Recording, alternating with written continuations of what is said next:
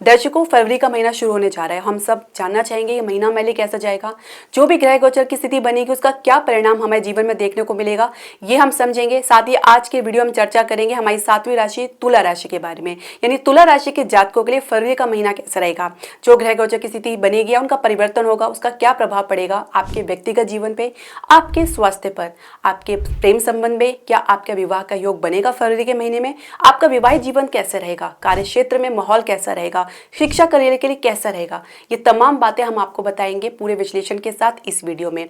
साथ ही वीडियो के अंत में हम आपको बताएंगे ज्योतिषीय प्रमाणिक उपाय जो कि बहुत ही कारगर है। आप वीडियो के अंत तक बने रहे। तो शुरुआत करने से पहले दर्शकों, मैं आपसे एक निवेदन करना चाहूंगी कि आप हमारे चैनल को सब्सक्राइब करें, बेल नोटिफिकेशन जरूर प्रेस करें। इसके अलावा हमारे चैनल को लाइक और शेयर जरूर करें।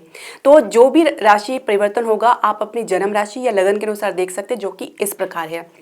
लग्ने शुक्र आपके तृतीय भाव में मंगल के साथ और बुध के साथ गोचर करें धनु राशि में। चतुर्थ भाव में सूर्य मकर राशि में गोचर कर रहे हैं। पंचम भाव में शनि कुंभ राशि में गोचर कर रहे हैं। छठे भाव में राहु मीन राशि में गोचर कर रहे हैं। उनके ठीक विपरीत केतु आपके द्वादश भाव में कन्या राशि में गोचर कर रहे हैं। पूरे वर्ष इसी भाव में रहेंगे।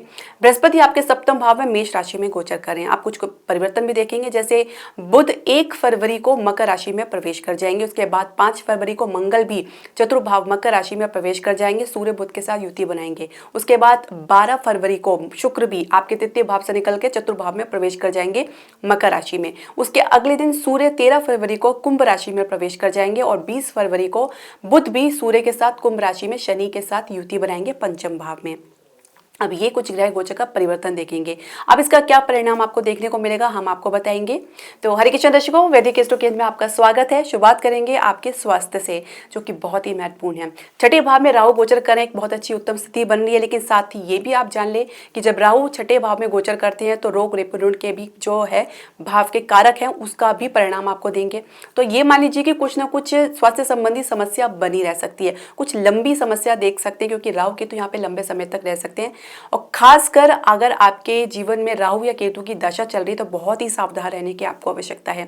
राहु केतु कुछ इस प्रकार की बीमारी देते हैं जिसका पता लगाना मुश्किल हो जाता है और काफी लंबी होती है। कई बार डॉक्टरों को बदलना पड़ता है या दवाइयाँ ट्रीटमेंट बदलनी पड़ती है, कुछ इस प्रकार की स्थिति देखने को मिलती है। इसके अलावा ये भी तय है कि राहु यहाँ पे बैठ के, जो कि यहाँ के कारक भाव के माने जाते हैं, लेकिन यहाँ पे राहु बैठ के अच्छा फल देते हैं। तो आप जिस भी समस्या में जाएंगे, कोई भी आपको स्वास्थ्य संबंधी समस्या होगी तो वो आपको ज़्यादा परेशान नहीं करेंगी, आप इससे बाहर भी निकलेंगे। लेकिन इसका मतलब ये नहीं कि आप थोड़ी लापरवाही करें। साथ ही कुछ चेस्ट कंडीशन की समस्या हो सकती है। अगर आप हृदय के मरीज हैं, हार्ट पेशेंट है, तो अपना विशेष ध्यान रखें।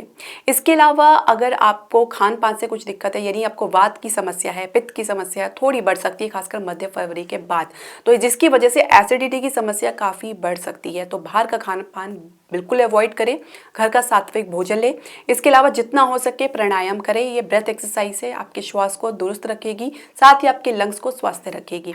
तो योगा मेडिटेशन करना बहुत ही जरूरी है। अगर आप चाहते हैं कि आप अच्छा स्वास्थ्य का मजा लें, एंजॉय करें, तो योगा मेडिटेशन आपको जरूर करना चाहिए। कुल मिला के आपके स्वास्थ्य के लिए फरवरी का महीना सही रहने वाला है, सामान्य से कुछ बेहतर रहने वाला है।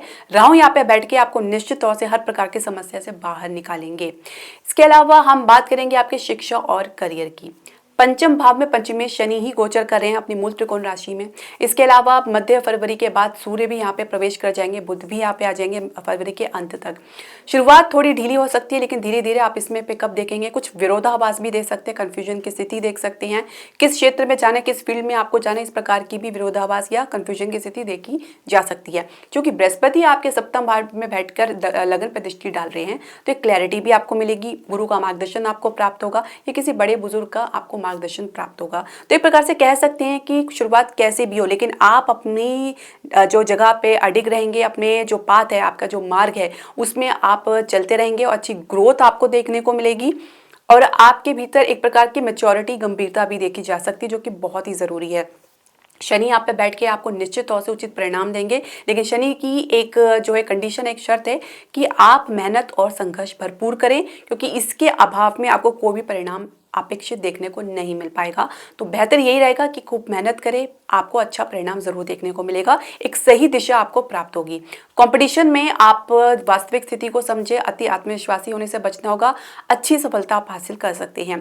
कैंपस प्लेसमेंट में भी कुछ अच्छी सफलता आपको मिलेगी, कुछ अच्छे ऑफर्स आपको मिल सकते हैं, खासकर आप अगर कम्युनिकेशन फील्ड में हैं, अकाउंटेंसी में हैं, या आप कुछ पॉलिटिकल फील्ड से हैं या कुछ पॉलिटिक्स से रिलेटेड है, उसमें भी कुछ अच्छे ग्रोथ के चांसेस आपके बनेंगे। इसके अलावा करियर की शुरुआत करने जा रही हैं तो कुछ मूडी रह सकते हैं, कुछ चूज करने में कुछ विलंब लगा सकते हैं, या कुछ आपको दुविधा की स्थिति का सामना करना पड़ सकता है। लेकिन कुल मिला के एक स्टेबिलिटी की जरूर कमी देखी जा सकती है, स्थायित्व की कमी देखी जा सकती है। मन को चंचल होने से बचाना होगा, मतलब कि आपके भीतर एक स्थिरता होनी चाहिए, मैच्योरिटी होनी चाहिए, एक क्लैरिटी होनी चाहिए कि आपको जिस फील्ड में जाना है वहीं पे आपको अपने जो आगे के करियर को आगे लेके जाना है। बहुत अच्छे गाइडेंस आपको प्राप्त होंगे।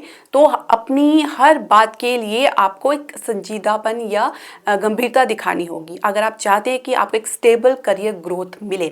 इसके अलावा कुछ अपने भीतर अपग्रेड भी करना पड़ सकता है, कुछ नई टेक्निक के साथ आपको रूबरू होना पड़ सकता है। तो उसके लिए अपने आपको जो हमेशा अपग्रेड करके रखें, सो दैट ये आपके करियर के लिए कुछ रुकावट का काम ना बन सके। लेकिन कुल मिला के आप अगर डेडिकेटेड हैं, बहुत ज़्यादा दृढ़ निश्चयी हैं, तो आप देखेंगे कि आपको बहुत अच्छी सफलता मिलेगी करियर में। कुछ अच्छे ऑफर निश्चित तौर से मिलेंगे। जैसे मैंने बताया कि शुरुआत काफ़ी इसके संदर्भ में बेहतर रहने वाली है। मध्य फरवरी के बाद भी कुछ अच्छा आपको देखने को मिलेगा, कुछ अच्छे गाइडेंस आपको मिल सकते हैं, लेकिन कहीं ना कहीं आपके भीतर कुछ एक कह सकते हैं कि पेशेंस की कमी, धैर्य की कमी देखी जा सकती है, तो इससे आपको बचना होगा। अब बात करेंगे आपके कार्यक्षेत्र की। जो पहले से नौकरी पेशा लोग हैं उनके लिए फरवरी का महीना कैसे रहेगा। कार्यक्षेत्र की बात करें तो देखिए कहीं ना कहीं आपके भीतर कुछ चेंज करने की या कुछ परिवर्तन के लिए कुछ एक कह सकते हैं कि भावना उठेगी, और परिवर्तन आप देख भी सकते हैं। या तो आपके कार्य क्षेत्र में परिवर्तन होगा, या आपके जॉब प्रोफाइल में परिवर्तन हो सकता है, या पोजीशन में परिवर्तन हो सकता है। कुल मिला के कुछ परिवर्तन आपको जरूर देखने को मिल सकता है। इसके अलावा मध्य फरवरी के बाद अधिकारी के साथ कुछ संबंध में गिरावट भी देखी जा सकती है। कुछ विरोधाभास, मतभेद, मिसअंडरस्टैंडिंग्स, इस प्रकार की समस्या देखी जा सकती है। ज्यादा फोर्स ना करें किसी भी परिस्थिति को अपने बात को स्पष्ट करने के लिए। शुरू से ही अपनी बात को, अपने स्टैंड को क्लियर करके चलेंगे तो आगे जाके किसी भी प्रकार की मिसअंडरस्टैंडिंग या मतभेद नहीं हो पाएगा। तो इस बात का आपको विशेष ध्यान रखना होगा।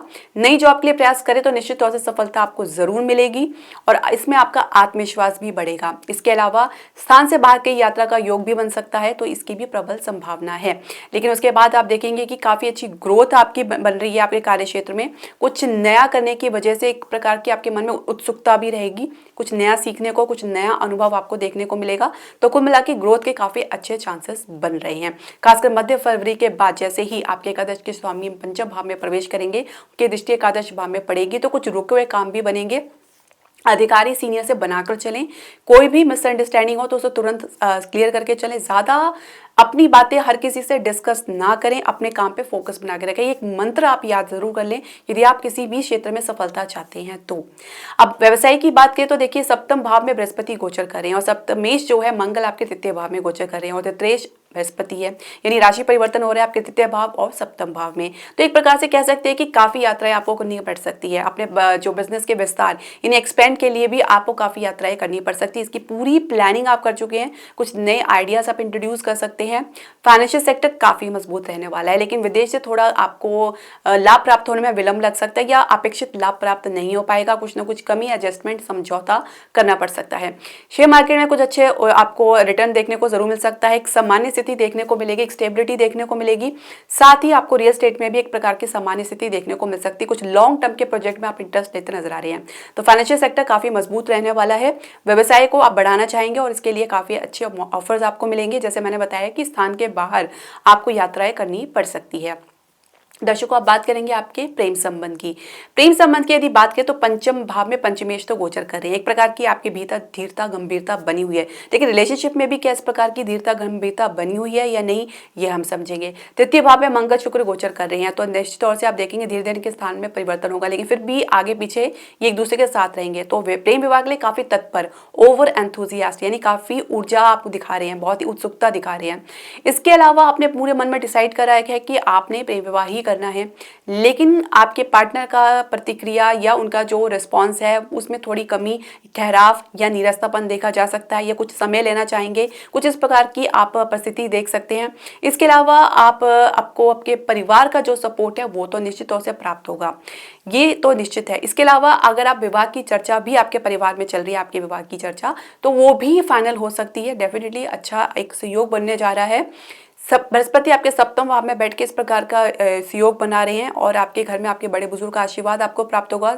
तो जो विवाह की चर्चा है वो फाइनल भी हो सकती है, कुछ इस प्रकार की संभावना बनेगी। लेकिन कहीं ना कहीं आपके भीतर एक कंफ्यूजन की स्थिति रहेगी, आप कहीं से कुछ तुलना करते नजर आ रहे हैं, कंपैरिजन करते नजर आ रहे हैं। और ये जब स्थिति होती है जब आप एक दुविधा में पड़ जाते हैं, आपको ये नहीं समझ आता आपने क्या निर्णय लेना है, तो इससे आपको बचना होगा। एक प्रैक्टिकल होकर सोचिए और अपने भविष्य का सोच कर सोचें, आपको कौन क्या कहता है, कोई क्या नहीं कहता, आप अपनी अंतरात्मा की आवाज़ सुने।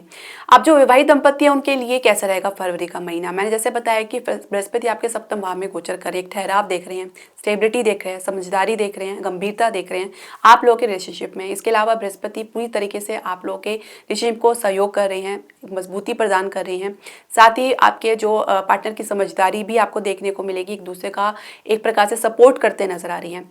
जो आपके सप्तमेश तृतीय भाव में है तो शुक्र के साथ है, तो एक अच्छा आप मधुरता देखेंगे आपके रिलेशनशिप में। आप कहीं यात्रा में भी जा सकते हैं अपने जीवन साथी के साथ, निश्चित तौर से इस प्रकार का प्रोग्राम बन सकता है।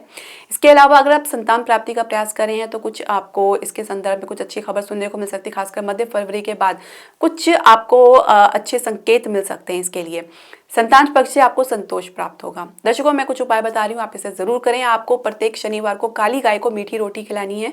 इसके अलावा आपको माता लक्ष्मी को शुक्रवार को सफेद कमल का इत्र समर्पित करके फिर उसी को आपने इस्तेमाल करना है, तो इससे आपके शुक्र मजबूत होंगे। ये उपाय आप जरूर करें, इससे निश्चित तौर से आपको लाभ प्राप्त होगा। साथ ही आपके योग कारक ग्रह शनि है, उनका भी मैंने उपाय बताया है, तो उनको भी आप उपाय करें तो उससे भी आपको लाभ प्राप्त होगा। शनि की जो पोजीशन फिलहाल आपकी राशि लगन के अनुसार बहुत बढ़िया है, पंचम भाव में एक अच्छा भाव है, तो आप इसका जितना आप इसका फायदा उठा सकें, जितना आप इनको खुश कर सकें, पसंद करें, उनको उतना ही आपको लाभ प्राप्त होगा।